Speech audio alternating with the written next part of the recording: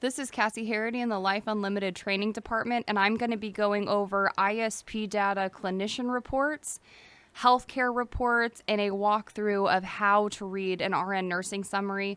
I know that not all facilities are using this feature at this time, but if your facility is one, it is a great tool to use so that you know which information is missing and what is soon coming due. We will start with ISP data report. You would run a report on ISP data for a few different reasons. One of them is for qualitative reasons. If you want to see what people are entering, what they're talking about, who's documenting well versus who might need a little bit more investment. You would use that to look at the words people are using. You also might use these type of reports for qualitative reasons to make sure that we're not missing entries. We're going to start with ISP data. That's the data that we enter on that person's annual plan year.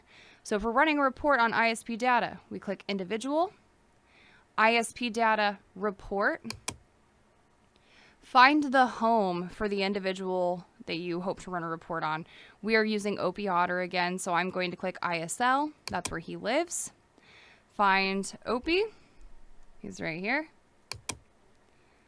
And I'm going to select the program or programs that I'd like to include in my report. Now, in real time, you should not have this many things to document on, but Opie is our test person, so he has a lot more programs than the average individual, and that's because he's not real. We can mess his stuff up and play around with it pretty easily. So I'm going to be documenting on this one up here just because I know that that's the one Tina and I have been using in class.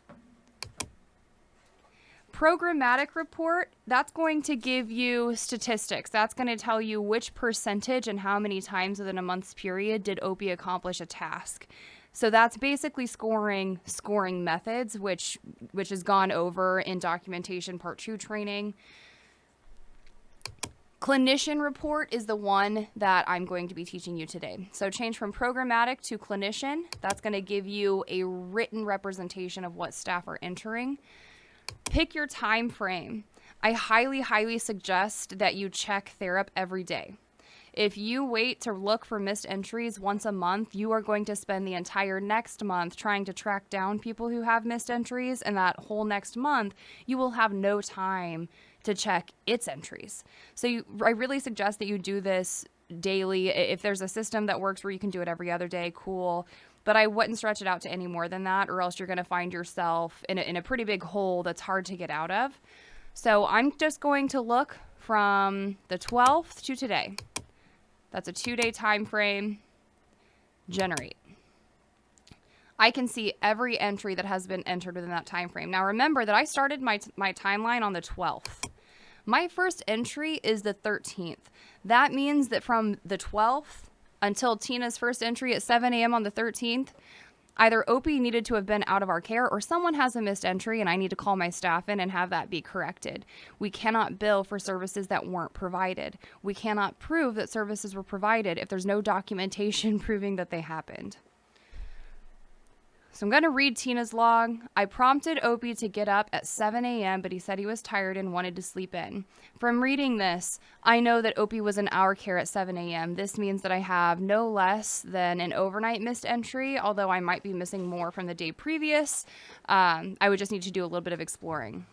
So I would mark down my overnight staff who did the overnight the 12th leading into the 13th. They have a missed entry that needs corrected. That log ends at 9:30. And I have another one that starts at 3. So it looks like I'm missing 5.5 hours of documentation, but when I read this comment box down here, Opie was signed into his day program at 9:30 a.m. Opie returned to our care from my day at 3 p.m. So I'm not missing 5.5 hours of documentation. Opie just wasn't in our care, and we can't bill for services we didn't provide. So we're not going to document on services we weren't providing. He was not in our care from 9:30 a.m. to 3 p.m. That log ends at 11:10 p.m. This overnight log starts the next day at midnight. So I'm missing 49 minutes right there. Those 49 minutes could cost us an entire day of service. So I would still want to contact the staff person who has the missed entry. In this example, it's myself. So I'd want to contact myself and let myself know, hey, self, you're missing a 49-minute entry and you need to get that done. I can see that on the 14th, Opie left my care, or Life Unlimited's care, at 8:50 a.m.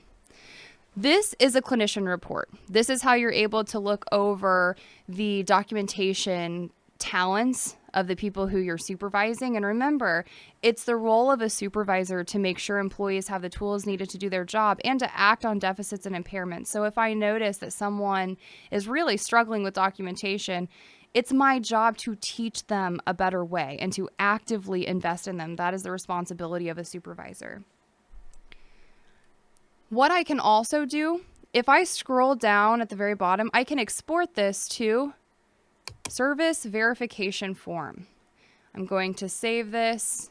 I'm on Vincent's computer, so I don't want to mess anything up. I'm just going to go to desktop.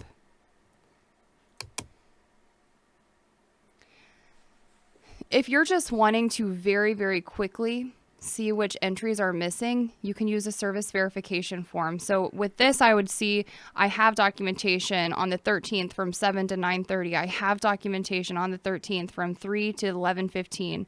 I have documentation on the 14th to midnight to 8:50 a.m. So I can see what I have and what I am missing, but this doesn't give me information about when Opie wasn't in my care. So if I, for some reason, I never would use this for billing, but if someone was using this sheet for billing, I can't bill for any of the days within this search range because there isn't enough documentation to prove that services were provided.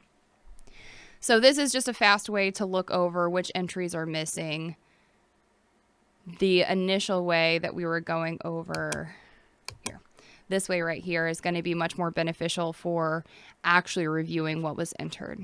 While we are talking about clinician reports, I will show you a walkthrough of how you would do an RN report, although that feature is not going to be on Opie's profile because as it is, there are no nurses willing to provide RN services to a river otter for free. So if I was running a report and I wanted to read what the nursing team had to say, I would go through a similar process that I did for Opie's ISP data. ISP data report. Find my home. Find my person. Now, it's in here that most people will have something that says RN monthly summary, community RN monthly report, something about RN, nursing, something along those lines. So what you would do if you wanted to read what the nurses had to say, which you should be checking regularly, but because this is going to be how you know what's coming due, what's missing, what concerns were noted, I'm going to pick this and pretend that this said RN nursing summary. I'm going to change it to clinician, and I'm going to pick, change it to clinician, and I'm going to pick the time frame, how many months in arrear I want to be able to review this data. And I click generate. Now, again, this is not real. This should say stuff related to nursing, but that's how you'd review what the findings of the nurse was during the monthly visit. As was discussed in documentation part 1, when we went over the health tab, a lot of important medical decisions are made based on the data that's been entered by the staff members. We've gone over how to enter all of this and the importance of entering all of this, but let me show you what someone does with that information. They're going to run a healthcare report, and if you are a supervisor or a health coordinator, and I assume you are if you're listening to this, you're going to do this by clicking healthcare report, new. Pick your person. We're going to stick with Opie, trying to be as HIPAA compliant as possible. Make privacy a to-done, not a to-do. And I'm going to pick my time frame. I'm going to be analyzing Opie's health condition from December 1st until today. And I'm going to go ahead and select all. I want to know everything about Opie. And generate. Through this, I can see appointments that he's had. Opie had 4 appointments scheduled in December.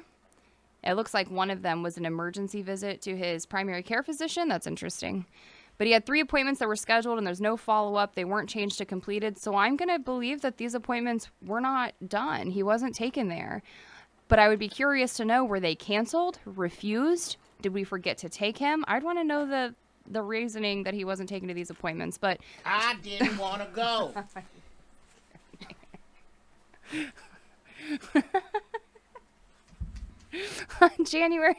on January 3rd, Opie saw his dentist, had his teeth cleaned. His dentist did recommend that Opie starts using a water pick. Cool. Today, he saw Dr. Ann Worry, primary care physician. His valproic acid levels were checked. He was put on a carb intake restriction in exchange for his caloric intake being increased from 1,400 to 2,000 calories daily. He is to stay below an unknown amount of carbs daily. And I put that question mark in there just because I'm not sure what a standard carb restriction would be.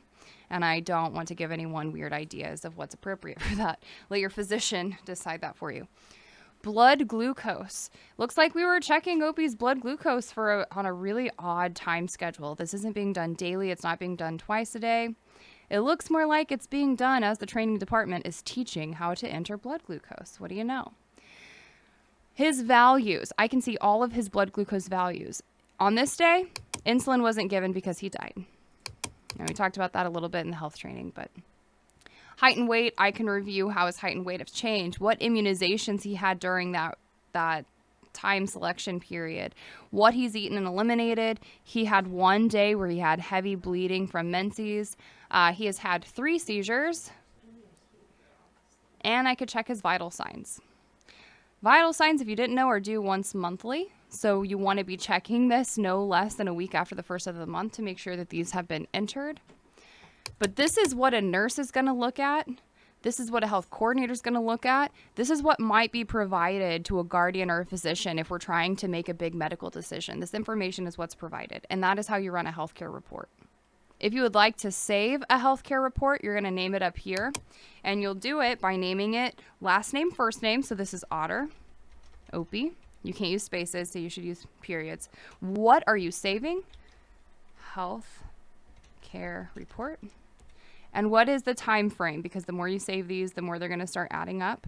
I'm going to say this is 12/01/2019 through 1/14/2020.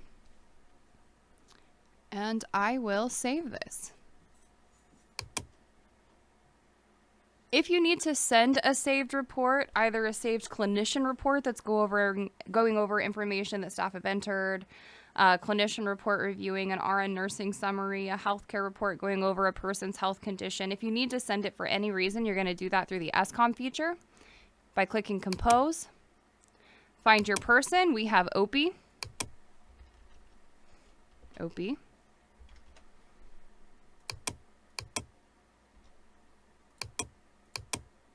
Pick the person you need to send it to. I'm going to send this to Vincent and Tina. And we're going to pretend that they are both caregivers for Opie Otter. Okay, so if I'm needing to attach something, I'm going to attach something one of 2 ways. It can either be a file attachment from the computer, or it can be an attachment from Therap. I'm attaching a healthcare report because I didn't save the clinician report we practiced, so I'm going to attach a healthcare report. Look. And you can fill out as much information as you like. I prefer to leave as much possible as blank just because I find it really limits what I'm able to access if I think I know what I'm looking for. Sometimes it's better to just be vague. I'm going to select this because I can see this is Otter, Opie, healthcare report. This is the report we made today. I'm going to attach it. And now I can send it.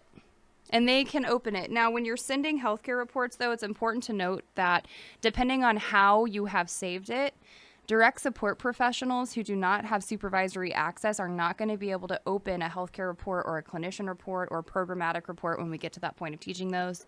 So you might need to save it as a PDF so that they're able to open it.